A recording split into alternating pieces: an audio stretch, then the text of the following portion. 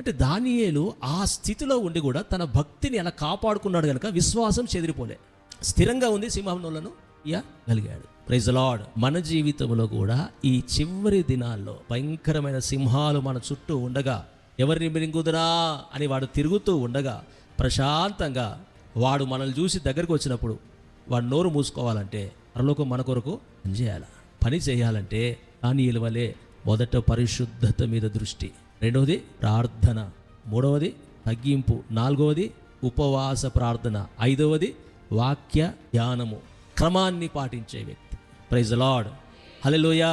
ఈ విషయాలలో దేవుడు మనందరి బలపరిచి ముందుకు నడిపించునుగాక. దానియేలు మాట్లాడిన మాట ఏంటంటే, నా దేవుడు దూతను పంపి సింహాల నోళ్లను మూసెను. ఈ విశ్వాసము కలిగి బ్రతుకుతున్న వారికి దేవుడు తన దూతను పంపి ముందున్న సింహము లాంటి సమస్యలు అయిపెట్టినా అవిటి నోరుని దేవుడు మూసేస్తాడు. Praise the lord. కనుక మనం ఇలాంటి భక్తి విశ్వాసములో స్థిరులమై ఉండునట్లుగా దేవుడు కృప అనుగ్రహించును గాక.